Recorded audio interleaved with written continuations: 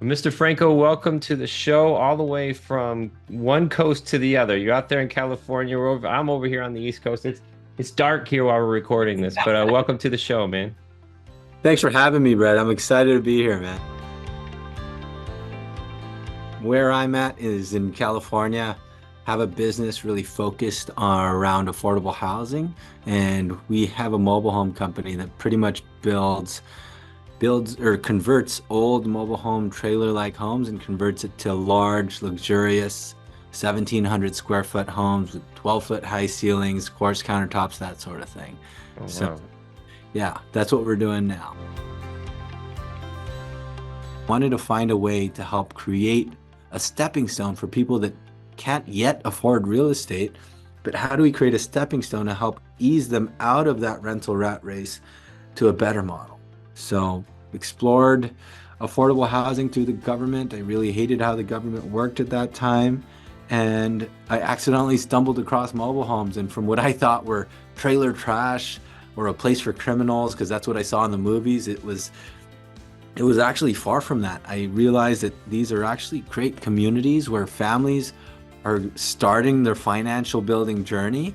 And I really wanted to show the world how this is helping so many families, and we helped tons of families transact out of the rental rat race into mobile home ownership, and then from mobile home ownership into real estate ownership. And that's where we're at today. And now we're converting those old homes to new ones too, and we call them sexy mobile homes because people are always shocked at how beautiful they are. And that's kind of my journey. It was more about how do we help create a stepping stone for people, and that was my drive. And I never went to any formal college and that sort of thing, but that's how we started our business. In our area, 2-bedroom apartment, if a family of 4 wanted to rent a 2-bedroom apartment, it would cost somewhere around $3,500 a month, right? Very expensive monthly cost. And the understanding of rent is that, hey, people typically live in their house for 5 to 7 years. After 5 to 7 years of renting, that's 100% loss of everything that you've paid. Now let's look at the opposite spectrum, which is a single family homeowner. They own a home, they get tons of benefits, they get tax benefits, they get to leverage a loan to build up their net worth and buy something to build up their net worth. They get the appreciation, they get to have equity. All of these benefits, we all know, are a huge benefit of being a homeowner, but it's not accessible to the working ordinary people. It's not always accessible to them. Now, what's beautiful about mobile homes, it's like a blend of both, because you do own the asset. Yes, you do pay you don't pay the land, you don't own the land. I'm sorry, you do pay rent for the land, but you don't own the land, but you do own the asset above. And it's important people understand that that is an asset, and that there is value to that as well, because we are seeing, with a lot of these false myths around, mobile homes are actually getting all of those benefits. You see appreciation, you get equity, you get to leverage a loan to build up your net worth. And on top of that, you get a better cash flow model compared to a full rent model. So if I were to buy a single family home in my area in San Jose, average price point's about $1.5 million. If I wanted to put 10% down, that's $150,000, and my monthly payment would look over $7,000 a month. Huge leap for a family that wants to get out of renting into home ownership. It's almost impossible. And there's this huge wealth gap problem.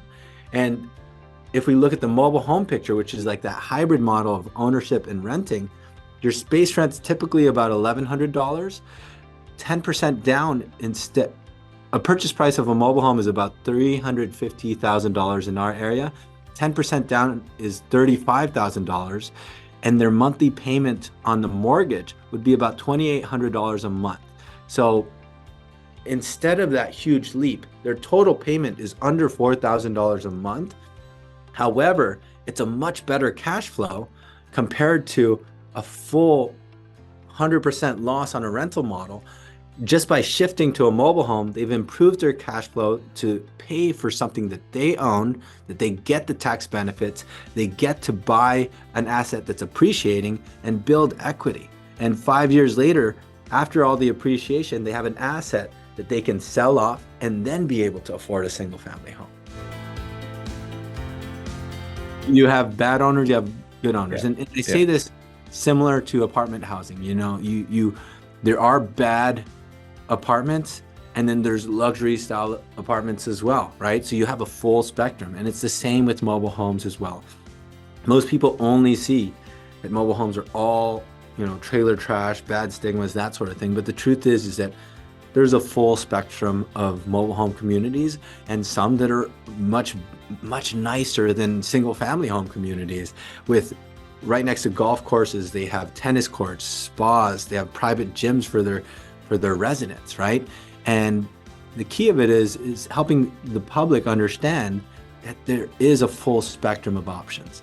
How you choose and select that's going to kind of be up to the experts that you deal with and helping you find the right community. And also, I don't want to down talk some of the bad communities as well, because hey, guess what? To a particular person, that could be that first step for somebody that needs that as their first step. Yeah. And that might be an option for them, right?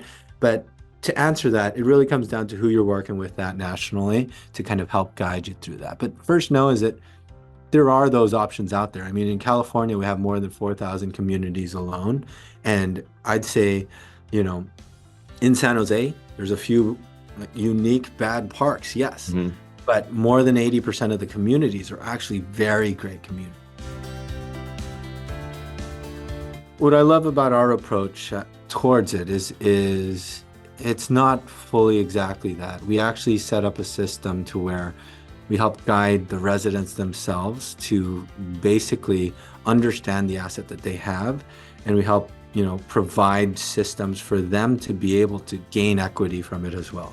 So with what we do is a lot of these, you know, let's say it's a single wide home, they don't realize the value of what their home is, and they don't realize that you can actually turn this into a double wide.